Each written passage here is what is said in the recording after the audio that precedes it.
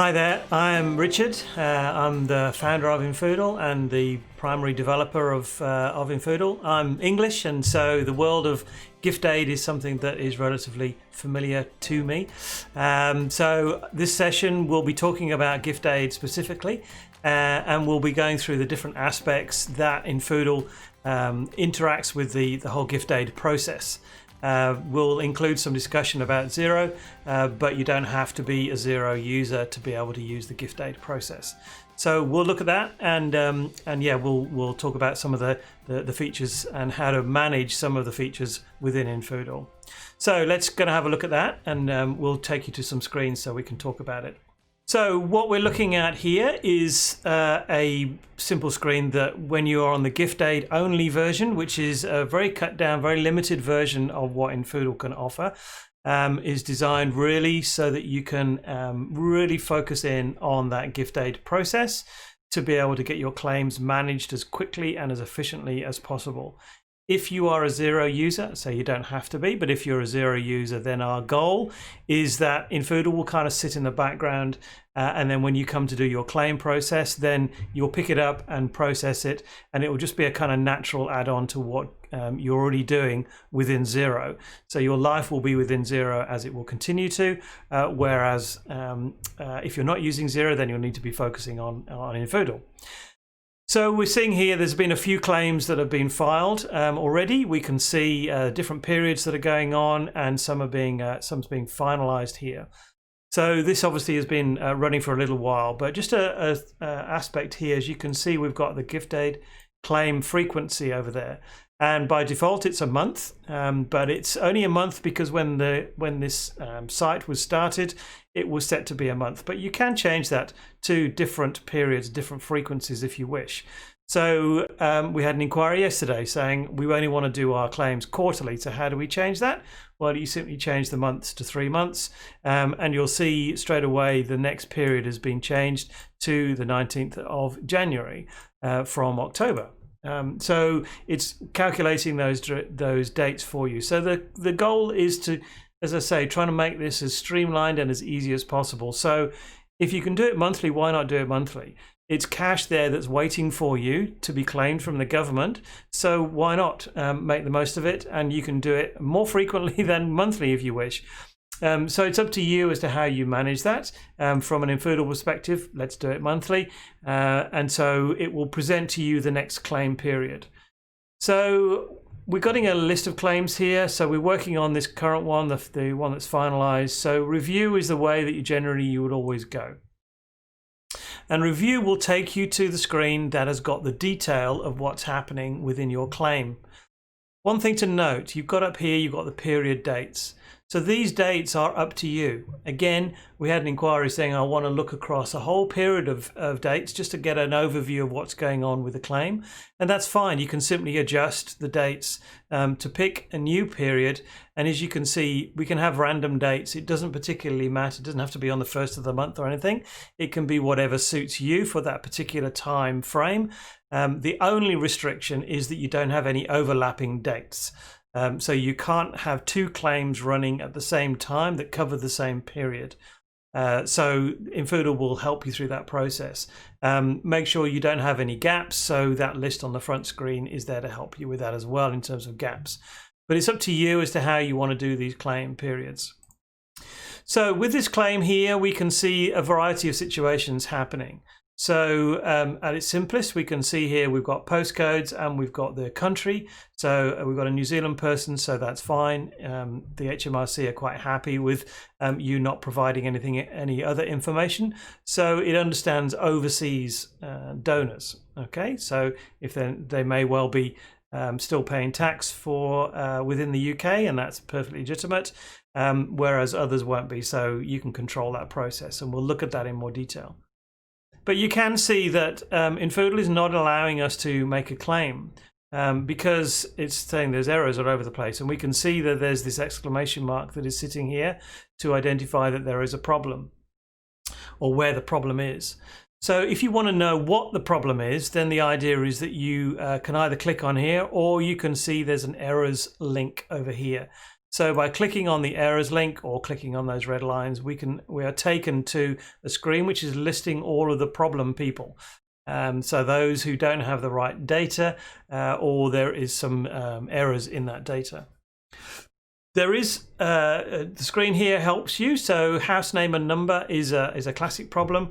So the HMRC require, as I'm sure you know, those two pieces of information. It needs to know the house name or number, which is up to, I think it's 50 characters. And then it also needs a valid postcode, not just any random bit of text. It needs to be a valid and validated postcode. And some people, when we're looking at this screen, it can be a bit frustrating when they're having these errors, but we've put these in and managing these errors specifically to streamline the process of sending that data to HMRC. Because as soon as you send it with a bad postcode, HMRC will throw it back. If you send it with a bad first name format, it will throw it back. So it's best to get the data sorted out, or you have to get the data sorted out before you can submit it. So we can see in this example, then we need to know a house name or number. And so in this case, we've also got a bad name format. So I'll actually take you across to this person. I can click on there because that name looks fine to me. There's nothing wrong with it. Mrs. Mine Dutton, that's fine. And we can still see that's all okay. So if we click on edit, we can see actually the title and the first name has been added into the same first name field. So infoodle, it may be clever, but it's not that clever to work out what you're talking about. So the issue is the space. So it's an HMRC requirement that you don't have spaces in the first name, be that beginning, end, or middle. Also, it needs to be letters, and Western letters as that. So it needs to be the A to Z letters. So this is all in the help system in terms of giving you a lot more detail as to how they're managed. But seeing as you're using them for claims, then we need to change that. So I've got rid of that space and put the title up there. All right, so that's got rid of the space. So that should be fine. So while we're here, we can correct this address as well. So we could have done the address on the previous screen as you saw, but let's go in and correct this address. So by correcting the address here, we can see, okay, that's fine. We can take out the house name and number there and have Dunton 1, that's fine. So you'll know better than me. This is obviously a made-up scenario. That's 10 Downing Street for W1A1AA. So Prime Minister's claiming some tax. Okay, so with that, we can adjust that. It still looks the same, but as you've seen, we've tidied it all up for us. There we go. So I'll save that screen. And now if we go back, we should be able to, no errors in the address format. All right. So with those two changes, we've tidied up the first name. You can have errors in the last name as well, but again, it's different types of errors. You can have spaces in the last name. You've got the address is now valid and the name is now valid. So we could go away and claim. But I'm going to show you what makes up a claim. And you can see here we've got reasons as to why these claims have been, transactions have been included in the claim. You can also see a tab here which says not claimable. So with not claimable, we can see that there is a single transaction there. And this is to give you some visibility in terms of what infoodle is not going to be processing during this period. You can export these out so you can have a look at them later, or you can have some kind of printout for some evidence if you need. So with that, we can, I'll look at the reasons as to why they're included. So we'll go across to my Dunton again. And we can see the transaction here. So this is the transaction that is going to get included. And so it gets included because there is a gift aid approval form for it. All right. It's most important to have that approval. If you don't have that approval form, then infoodle won't be able to claim it for you because you need to tell it what the date period is that infoodle is happy to include those transactions for you.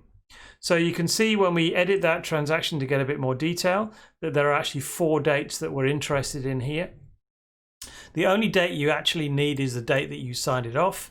That is for your reference, as is the evidence of approval and the notes. So these are just for your reference, for your help, if you want to store information against these, this person, against this approval. But these dates are what infoodle uses to do the calculation. So it's saying how far do you allow us to go back, because you can mop up up to 4 financial years of unclaimed transactions. So it's important to get that right, particularly if you've done a previous claim before getting into infoodle and you're comfortable that you've collected everything you need from these people, then you're able to set a historic date. So with that, we can also set the start date and the end date, which gives us a specific period. So maybe somebody said, okay, from the 1st of February, then from then on, you're allowed to claim, but before that you can't, or even 1st of February to the end of September, let's say, and you can have multiple periods. So it's up to you and up to the donor to communicate to you as to how that data is coming to you. So it's important to get these dates right, but that's only one part of it. One part of it is the transaction, the date of the transaction. The other part is the approval date. And the third piece of information is the account code. So with the account code configuration, you can see here we've got, is it tax reclaimable, yes or no? So if the account code is no, then infoodle will not claim tax for you, claim the gift aid. If it's yes, then it will claim the gift aid for you, or assuming you've got approval to do it from that person. So whenever you're identifying your account code structure in your accounts, then make sure you've got some that are specifically for things that could be claimed by gift aid and things that are not possible to be claimed by gift aid. And so by separating those out in terms of income that you're being received, then you'll be able to separate out for the gift aid claim. It's all about making it easy. So as yet we haven't talked about Xero, and that's fine. If you are a Xero user, then this data comes and can come in from Xero. So it's again feeding directly off what you're doing within Xero. And in terms of how it gets processed, we can identify within the transaction area how we configure infoodle to communicate with Xero. So you can see we've got contact settings, automatically build infoodle based on contacts. As you add a new contact into Xero, then it will automatically pull that down. Just again, making your life easier. Make sure that you manage the addresses correctly. So if you want to, you can stay managing within Xero. Type the addresses in a format that infoodle has been told to understand. So it could be that you separate the first name out from the rest of the first line of the address using a comma, or wouldn't suggest a space, but you may be on the first line, second line. You can do it in a couple of different ways there, but just be standard about how you do it, and then infoodle will interpret that and pull it into the data correctly. So you don't have to worry about that. infoodle will manage that for you. The other aspect you need to identify using the schedule is which account codes you want infoodle to bring in. So this is true of all kinds of activity with Xero. We need to communicate with Xero what we are interested in. So which bank account are you interested in, and which account codes are you interested in? So you can see when I add here, potentially I could have multiple bank accounts and I could have multiple account codes. It may be that I use a different type of account code, in which case I can say I'm using equity codes as well. So I'll include those in my list of account codes I want to process, or I want infoodle to process. So by using these different tools, we're able to get infoodle to bring the right transactions down. It will process those transactions and get them ready for your gift aid. You may find that you need to reconcile some, so infoodle will do its best to manage as many transactions as it can. Ideally, it does them all, but there are occasions when it won't.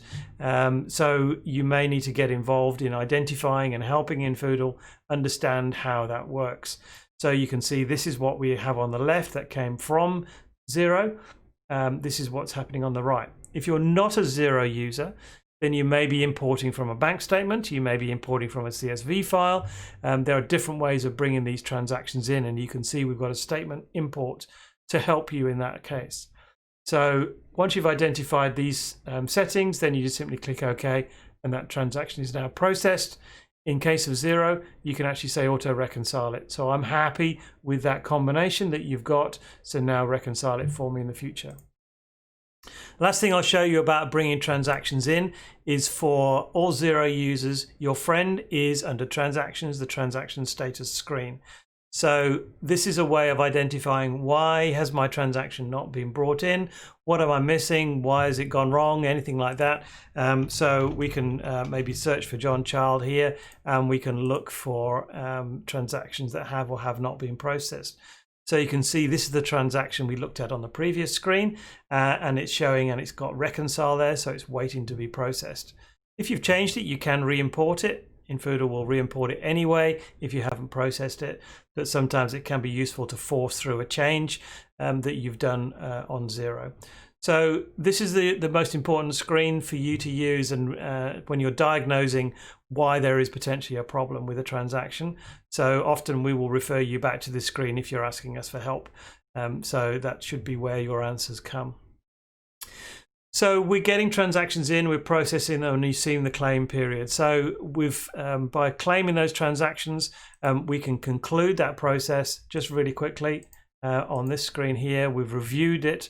When we're happy with it, we finalize it. I'm happy with this claim, everything's all good. I want to finalize that claim. And now when I come back to here, I can now file it to the HMRC. That link doesn't come available until you finalize it. You'll see it in the finalized phase. So filing it to the HMRC is simply a case of clicking on this and submit, and that will go away and do your claim. So the last screen I want to show you is just a summary screen. It's a high-level screen to give you some idea in terms of what's going on with your claims, who's claiming, how many people are making their donations. Have you got gift aids from everybody? Have you not, in terms of people who are donating, things like this? And each one of these links is a clickable, downloadable link. So you can have a look at those in your own scenario. But it just gives you a high level view in terms of how you are doing as far as getting claims from your, or getting approval from your donors. So that's about it really in terms of gift aid. It's a relatively straightforward process. It's deliberately so. It's designed really to be as simple as we can make it. Managing and getting things configured in Xero is helpful, and if you're not, then that's fine. You can still use the same logic as organizing your account codes, organizing your donors, things like that. So you can bring that into infoodle. You can of course manage things directly with infoodle. You don't need to have an accounting package, you don't need to have Xero. It just depends on what your particular scenario is in terms of what tools you've got available. So yeah, I hope that was useful. If there's more questions, more specific questions, then feel free to follow that up. And I hope that was useful for you.